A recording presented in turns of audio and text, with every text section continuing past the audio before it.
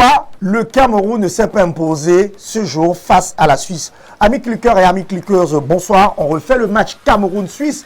Première entrée en matière des Lions indomptables dans cette 22e édition de la Coupe du Monde. Si vous nous suivez sur Facebook, abonnez-vous à cette page. Et si vous nous suivez sur YouTube, cliquez juste au niveau de la cloche et bien sûr, allez liker et laissez-nous des commentaires.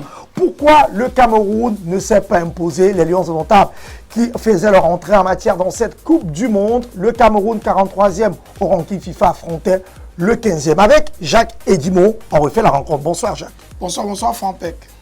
On parle de ce match. Première chose, Jacques, parlons du 11 entrant. Est-ce que Rigo a aligné le meilleur 11 possible des buts jusqu'en attaque? Je pense que c'était l'ossature qui a fait le match de préparation, le dernier match de préparation contre le Panama. C'est vrai que personnellement, vu l'adversité qui était la nôtre, j'aurais mis d'autres hommes dans certains secteurs de jeu, mais c'est quand même pour Rigo son équipe type du moment. Donnez vos hommes. Moi, personnellement, j'aurais par exemple mis en arrière-gauche Ebossé justement pour son jeu offensif parce que pour marquer des buts en Coupe du Monde, il va falloir attaquer, il va falloir à un moment donné lâcher les chevaux. On a le sentiment que nos latéraux sont très très bons sur le plan défensif, mais quand on connaît l'importance des latéraux dans le football moderne aujourd'hui, offensivement, malheureusement, ça n'a pas trop été ça et malheureusement, tout ça a contribué à ce qu'on ne puisse pas être efficace devant. Parlons d'autre chose. On commence déjà comme premier argument, Rigobertson dans son 11 entrant a aligné Nuuntolo qui a une vocation très défensive. Pourtant, Ebossé aurait pu apporter un peu plus sur le plan offensif. Maintenant, dans la rencontre, on va prendre la première période. On a vu un Cameroun très entreprenant. Est-ce que le Cameroun a été piégé par le dos rond de la Suisse? Non, je dirais pas piégé. Simplement, quand on fait l'analyse de la première période, le Cameroun, malheureusement, pêche par son manque d'efficacité. La Suisse a certes la possession du ballon, mais elle est complètement stérile. Il ne me souvient pas d'avoir vu André Onana réaliser le moindre arrêt lors de la première période. Mais malheureusement, le Cameroun, bien que la Suisse ayant le ballon, jouait justement médian, et profiter de la vitesse des flèches que sont Choupo-Moting, Mbeumo et Katoko Ekambi. Sur la première action que nous avons, nous manquons cruellement de réussite à travers Mbeumo. S'il a le bonheur de lever la tête et de voir Choupo-Moting de l'autre côté et lui adresser un centre à ras de terre, je pense que le Cameroun peut ouvrir le score et complètement changer la physionomie de la rencontre. Mais malheureusement, le gardien de but suisse a repoussé le ballon et Toko qui venait lancer n'a pas pu cadrer. C'est pareil avec l'action de Choupo-Moting qui lui également, malheureusement, n'a pas eu la réussite qu'on lui connaît du côté du Bayern de Munich cette dernière semaine. Et quand on revient en deuxième mi-temps, malheureusement, le match il change. La Suisse, justement, met en place son jeu de passe, parvient à mettre le Cameroun hors de position simplement par une circulation de balles rapide.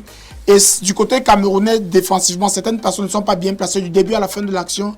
Et malheureusement, ça nous coûte. Le Cameroun tente de réagir par la suite, mais se découvre, concède de nouvelles occasions. Si on n'a pas un André Onana dans la forme de sa vie, le score peut encore être plus large. Si on n'a pas des sauvetages de Castellet à la dernière minute, le score aurait encore pu être plus large.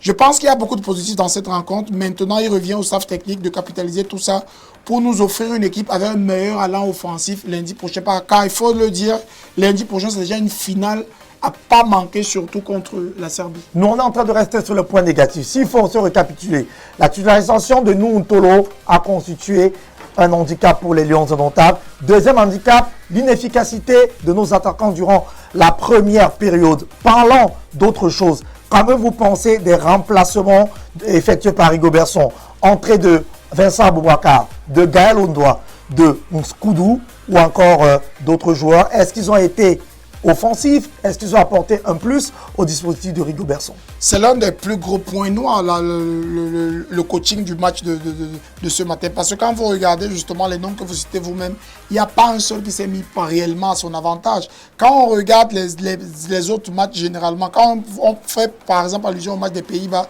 la différence est venue du banc de touche. Chez nous, on a le sentiment que ceux qui sont rentrés, je ne sais pas s'ils étaient inhibés par le poids du match ou bien par la compétition, mais ça n'a pas trop été ça. Et moi, j'estime que quand vous avez le bonheur d'avoir l'avancement du Bayern de Munich dans vos rangs, vous ne le remplacez pas. Moi, je ne suis pas certain qu'en Pologne, on puisse se permettre de remplacer Lewandowski, quelle que soit la physionomie du match, parce que sur une action individuelle, justement, il peut vous décanter la situation. Moi, je pense que au niveau de notre staff technique, on a un peu pêché parce que les remplacements n'ont pas été payants. Maintenant, c'est des choses qui arrivent, c'est le premier match.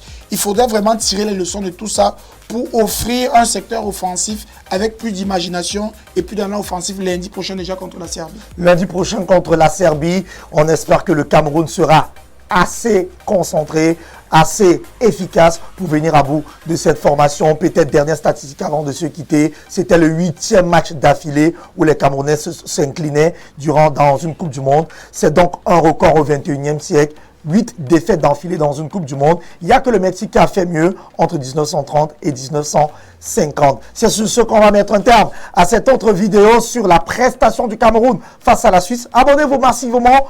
Mesdames et messieurs, on vous réserve d'autres vidéos comme ceci durant toute cette Coupe du Monde. Merci à vous, Jacques et Dimo. Merci Frampé. Bien de choses à vous, cliqueurs et cliqueuses. Ciao, bye bye.